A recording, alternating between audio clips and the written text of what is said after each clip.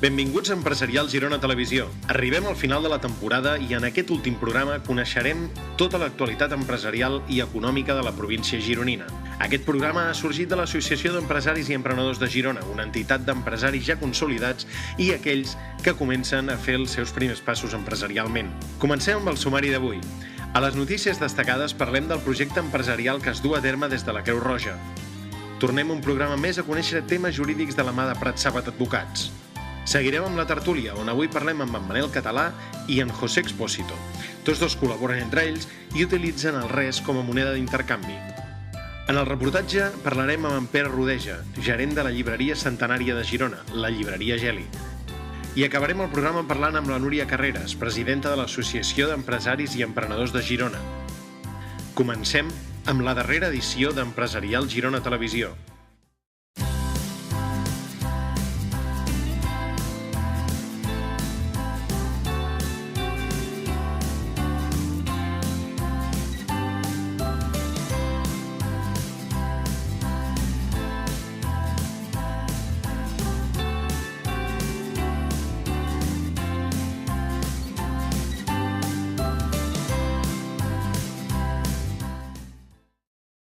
Amb la crisi que des de fa uns anys s'ha viscut, la recerca de feina s'ha convertit en tot un repte per a moltes persones.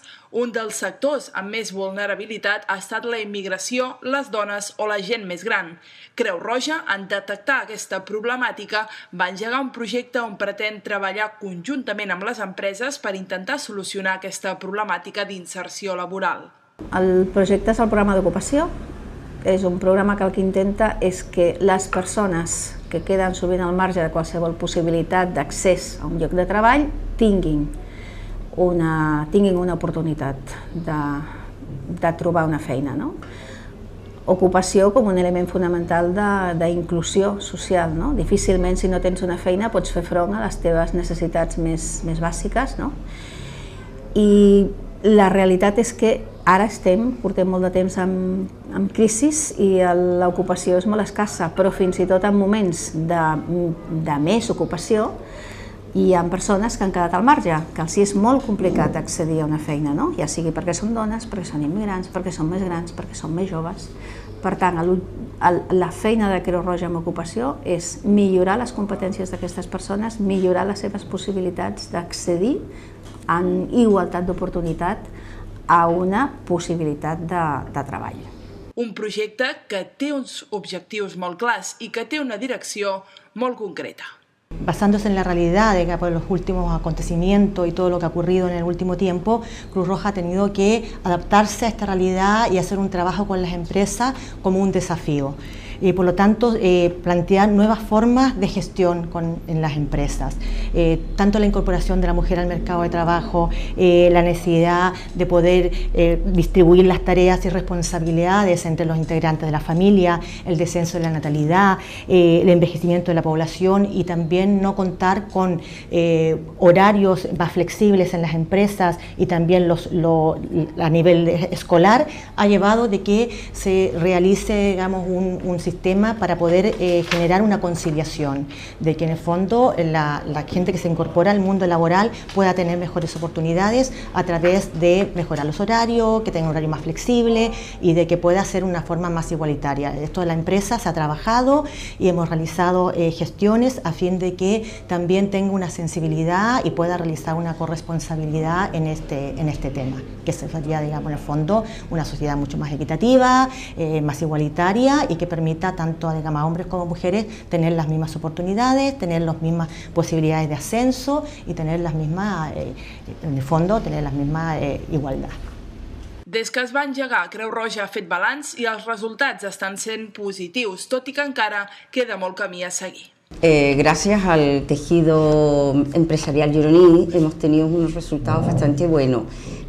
Trabajamos con alrededor, el año pasado, del 2015, con alrededor de 83 empresas con la colaboración y gracias a estas empresas tenemos un 46% de inserción, muchas de ellas por intermediación, que es el final lo que esperamos para que nuestros participantes puedan mirar hacia un futuro con más esperanza, ¿no? Bueno, el trabajo que se hace con la empresa es de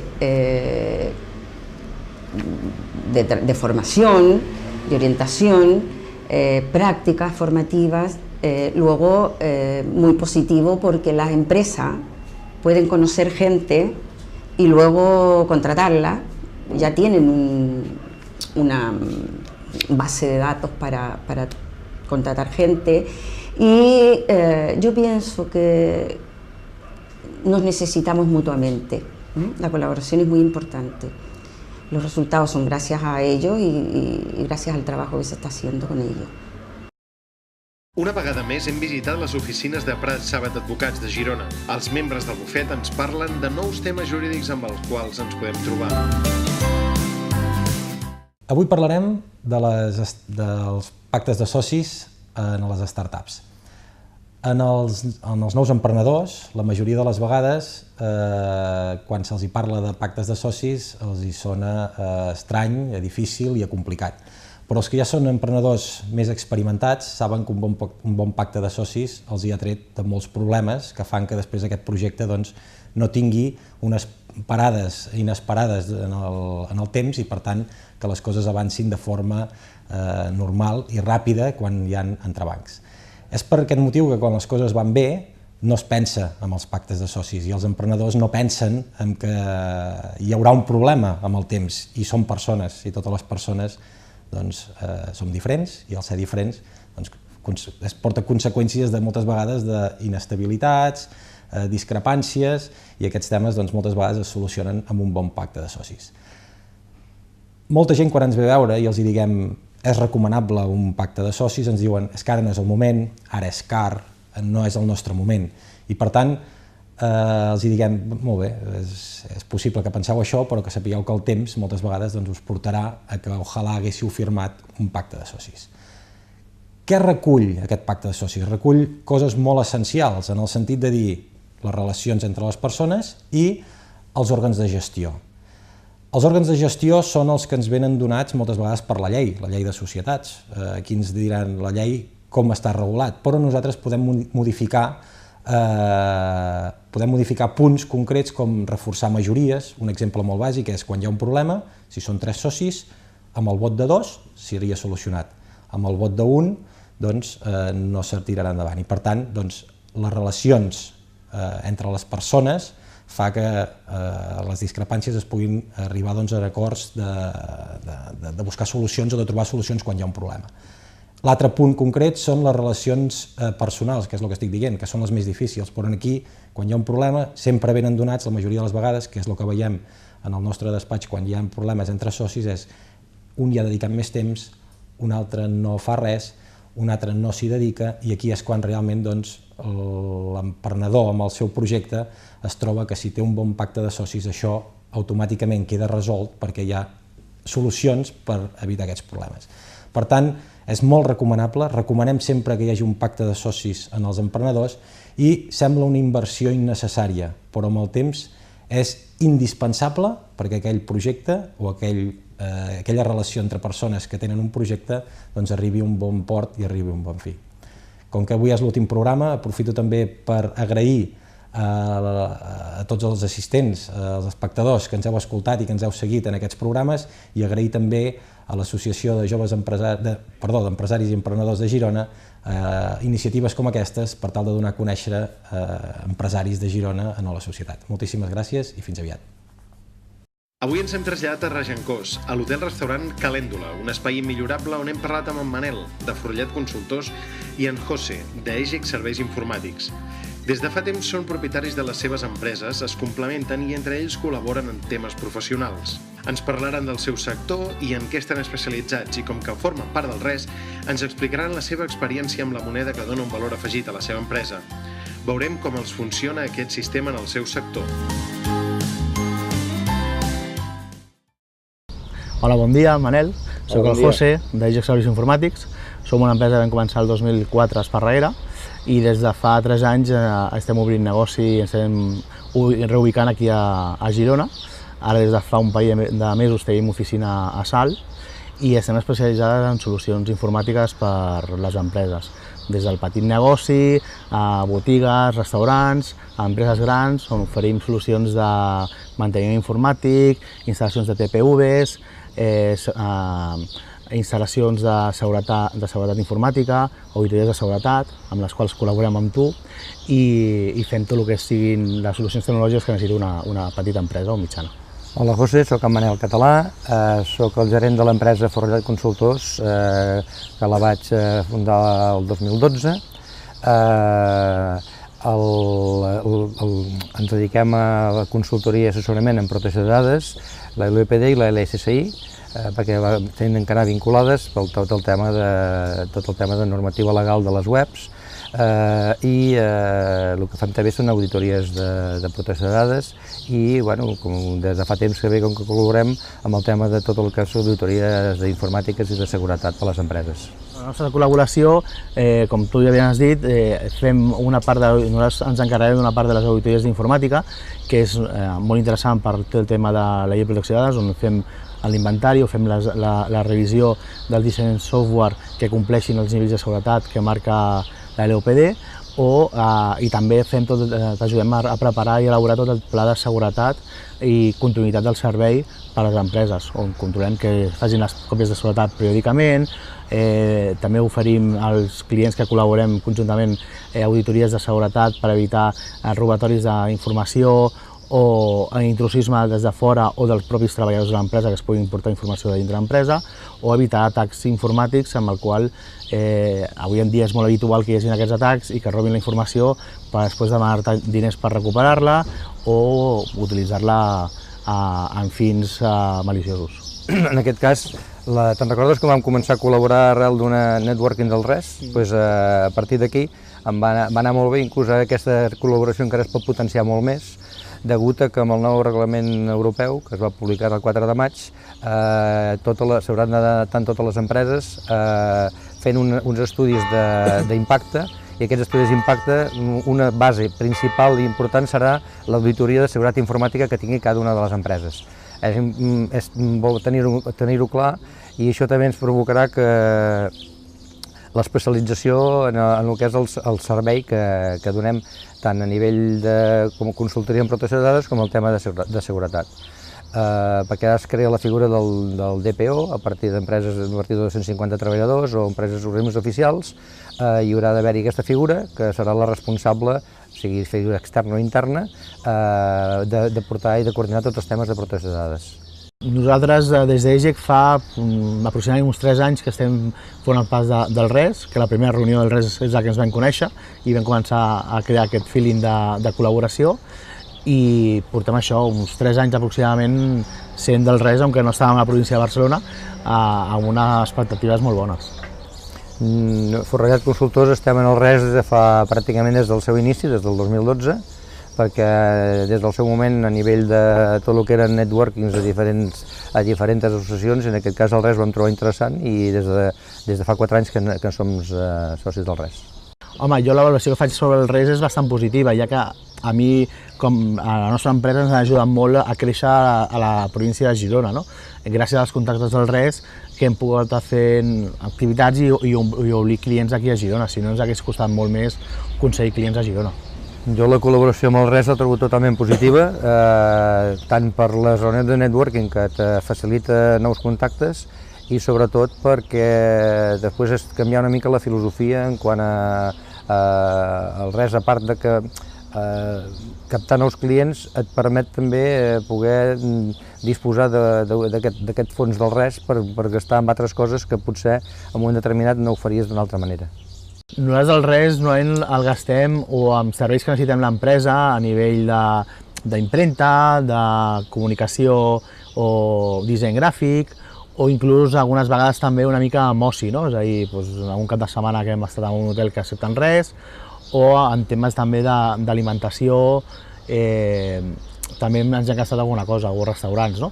Però intentem que siguin per serveis que necessitem l'empresa a nivell d'assessorament. Ara fa un parell de mesos vam canviar la nostra gestoria laboral a una gestoria que està dintre del RES, que vam conèixer gràcies a estar dintre del RES, i també ens està ajudant a créixer professionalment i organitzar-nos l'empresa, no? Aquest tipus de gestoria, que si no hagués sigut amb el RES segurament no haguéssim coincidit amb ells.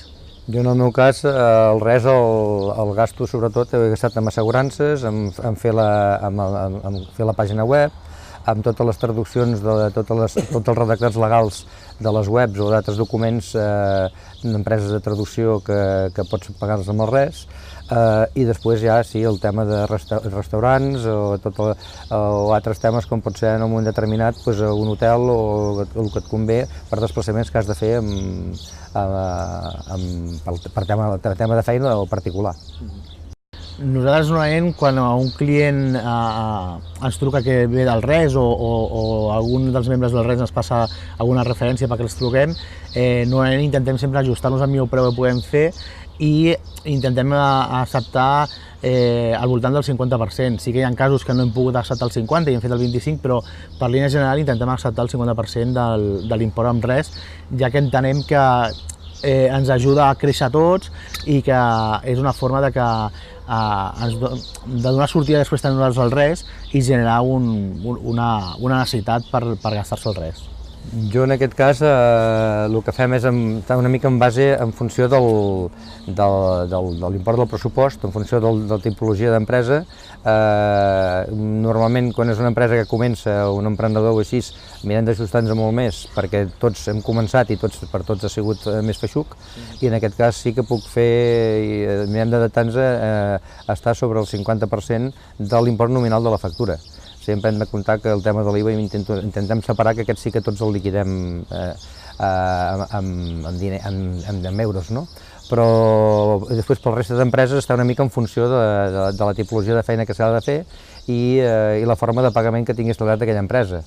Si és en pagament al comptat o en poc temps, s'arriba fins a un 35-40% del valor nominal de la factura. Jo recomanaria al 100% a la gent que utilitzés la moneda del res, no? És a dir, és una forma de donar-te a conèixer, de crear vincles amb petites empreses com són nosaltres i que entre tots ens podem ajudar a créixer, no? Amb aquesta situació de crisi penso que ha sigut una bona opció per créixer i per tindre diferents vies de finançament. Jo també estic totalment d'acord en que és el 100% estic d'acord també amb el funcionament del res. Recomano al 100% també que la gent hi aposti i sobretot perquè ens fa aprofitar molt una cosa bàsica en aquest moment, que és aprofitar totes les sinergies que tinguem. Com més sinergies puguem aprofitar en uns moments com aquests, uns que comencen, els altres que vas tirant però que necessites créixer, és importantíssim tenir aquestes taules de negoci i a més l'estar dintre ens permet aquesta correlació i col·laboració entre tots nosaltres. Al reportatge coneixem en Pere Rodeja, una nova generació que regenta la llibreria Geli de Girona, oberta l'any 1879. Amb més d'un segle d'història ha viscut diferents canvis, entre ells adaptar-se a les noves tecnologies. A més, la seva particularitat és que si no trobes un llibre, ells te'l troben segur. Definir la llibreria Geli. És molt difícil definir la llibreria Geli, però la llibreria Geli és tot i és res. La llibreria Geli neix, com totes les llibreries van néixer en el seu moment, per aportar cultura a la nostra ciutat. Actualment els serveis que ofereixen la llibreria Geli és venda de llibres. O sigui, anys enrere havíem tingut una secció de papereria, però al anar-se posant molt bones papereries, per exemple aquí a Girona, ens vam decidir que el nostre era vendre llibres. I vam dir, dediquem-nos a el que creiem que sabem, que és vendre llibres, i per tant, llibres, llibres i llibres. L'evolució de la llibreria Geli, que la llibreria Geli va néixer amb mentalitat per servir als capellans, seria una llibreria bàsicament muntada pels capellans. Llavors el meu pare, que diríem que era poder la tercera generació de la llibreria Geli, doncs va començar a introduir llibres, perquè bàsicament en aquella època es veien missals, rosaris i les formes de missa per quan vas a comprar. I mica en mica vam anar introduint llibres, va haver-hi una llarga època que venien revistes, cosa que també vam anar aparcant, fascicles i això, i vam dir, llibres, que és el nostre. Amb què es pot diferenciar la Geli respecte a la resta de llibreries parlant de Girona, per exemple? Sempre hi ha hagut una dita històrica sobre la llibreria Geli, que el que no trobis a Can Geli no ho trobaràs enlloc. Llavors potser nosaltres hem tirat, o sigui, tenim llibres com tothom té, llibres de novetat i tot, però sempre hem intentat tenir aquest tret diferencial. Aquell llibre que resulta que fa 10 anys que es va publicar i no es troba enlloc. Anem a provar la Geli, que probablement el trobaràs. amb un gran percentatge d'èxit, a més. Durant molt de temps ens vam estar rumiant, quan va sortir les primeres pàgines web, què teníem que fer, no? I primer vam ser conservadors, vam dir, bueno, esperem a veure com evoluciona això, no? Però el que passa és que ha arribat un moment que ens vam plantejar seriosament el fet que teníem que tenir una pàgina web. I per què vam arribar a aquesta conclusió? Bàsicament, és curiós, no ho sé, perquè cada vegada, per exemple, estàvem rebent més correus electrònics de la gent que et demanava llibres per correu electrònic. Llavors, quan et plantegis, bueno, ens estalviem un pas, els hi posem una pàgina web i que no vol dir que continuïn rebent correus electrònics igual, no? I sí, ara deu fer 2 anys i mig que vam posar una pàgina web i la veritat és que va funcionant, sí, va funcionant. Sí que és veritat que, evidentment, no et demanen un llibre fàcil, perquè el llibre fàcil el troben a la llibreria que tenen a baix a casa, però, bueno, n'estem contents. Què fem a part de vendre llibres a la Geli? Durant molt de temps, res, estàvem aquí i però fins que un dia ens vam plantejar, per què no fem presentacions de llibres? És veritat que a Girona tothom, tots fem presentacions de llibres i bueno, doncs no intentem fer una cosa que sigui allò molt ferruca per la gent, i dir, en farem un cada setmana. Si no dius, de tant en tant ens aterrissa algú, fins i tot gent que es pot haver editat el llibre, ell mateix, escolteu-me, que jo vaig fer aquest llibre, me'l podríeu presentar, doncs fem això. I llavors una altra cosa que fem, això deu fer menys, deu fer quasi ni un any fa que ho estem fent, els dissabtes, parell de vegades al mes o així, fem una cosa que nosaltres en diem parlem de llibres, que no és ben bé una presentació de llibres, no? Parlem amb un autor, de moment estem fent autors locals d'aquí a casa, perquè ens vinguin a explicar quina és la seva metodologia a l'hora de fer un llibre, d'escriure un llibre. I bueno, anem fent el que ens van demanant sortint així. O anar tirant, més que èxit empresarial, per anar tirant en una llibreria. Servei. Nosaltres sempre hem pensat que el primordial és servei, que puguis donar servei, que sigui, tu pots venir i demanar-me un llibre. Si no el tinc, el fàcil és dir, no. Doncs una de les filosofies que intentem tenir aquí a la llibreria Geli és que, no, però tranquil que te'l buscarem. I evidentment, amb els anys i anys que fa que, clar, la llibreria Geli es va fundar l'any 1879, que han passat uns quants anys, amb el qual, clar, evidentment, contactes a nivell editorial i distribuïdor en tenim moltíssims. I fins i tot si som incapaços de trobar-te el llibre, no et direm que el llibre aquest no existeix, si nosaltres no hem sigut capaços de trobar-te'l. Perquè nosaltres sempre ens hem basat molt en intentar tenir un tracte molt proper amb el client i escoltar-te'l i buscar fins que vam aconseguir el que ens demanes. El marca una mica al mercat, suposo que el marcarà una mica al mercat. A veure, podríem parlar de les noves tecnologies en el món del llibre, com podria ser els e-books. No sé, ara no recordo quants anys devia fer que va entrar els primers e-books, potser uns 10 anys deu fer. La veritat és que aquí notar-ho no s'ha notat. Nosaltres encara continuem sent els que pensem que a la gent li agrada anar a la llibreria, tocar els llibres, olorar els llibres, perquè hi ha clients que oloren els llibres. Per tant, el futur, en tant que les editorials continuen editant i nosaltres intentem continuar sent servicials amb els nostres clients, a tirar endavant. No crec que a més en el nostre ram hi hagi molts més marges de maniobra, perquè en el fons està tot inventat. Vull dir que tirar endavant i ja està, i a lluitar. Per acabar el programa parlem amb la Núria Carreras, presidenta de l'Associació d'Empresaris i Emprenedors de Girona. A què es dedica aquesta associació? Què ofereix? Descobrim-ho! L'associació neix per un grup de gent que tots som inicis d'empresaris a l'any 94. Primer es volia actuar com un moviment polític, nosaltres ens vam desmarcar que si això continuava així ens deixaríem i al final l'associació és una cosa sense ànim polític. El que estem és que tothom té les seves identitats i les seves preferències, però bàsicament és una associació totalment apolítica que ens fem absolutament amb tothom i el que intentem és relacionar-nos amb tot el món empresarial que existeix a les comarques gironines.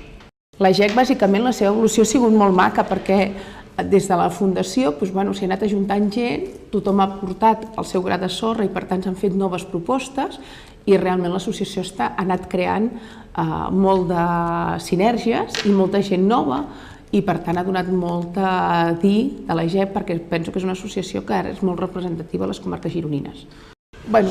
A l'associació els avantatges principals que dona és que tenim al peu de guerra un gerent que està a les 24 hores del dia pendent de l'associat, que és en Ricardo, que fa una feina supermaca i va fent un seguiment de l'associació dia a dia, i sobretot jo penso que és un cau on la gent pot trobar el seu lloc d'acollida o la seva orientació, diguéssim, quan una persona està perduda, que busca una cosa i no la troba i tal, sempre pot ser un motiu d'orientació de cap allà on t'ha de tirar o allà on t'ha d'anar. Per tant, jo penso que és un referent que sempre tothom pot trucar i tothom pot saber que hi ha un lloc per trucar a la porta i que els hi contestaran. Les activitats de les associacions, jo te'ls separaria en dos grups, les que són més lúdiques i les que són més de coses de treball. Es fa una cosa que és molt maca, que cada mes es fa un dinar col·loqui on tothom pot aportar la seva expressió del negoci, pot fer sinergies i pot fer relacions comercials, que això és també una cosa nova que recentment es va posar i que ha donat fruit. Una altra cosa que és important és el Saló de l'Emprenedoria, que es munta el mes d'octubre per coincidir amb Fires de Girona, que per tant la gent està molt contenta perquè allà també té el seu espai, la seva representació, ens trobem tots els associats i també es fan diferents xerrades, col·loquis i per tant la gent es veu que hi ha un seguiment i per tant la gent està contenta. Bàsicament després es fan també els sopars de Nadal, que el Nadal és més lúdic i tal, i llavors es fa el sopar més institucional, que coincideix ara a l'estiu, on allà es fa un reconeixement de la trajectòria de diferents empreses amb uns prèmits, que són els prèmits IGEC.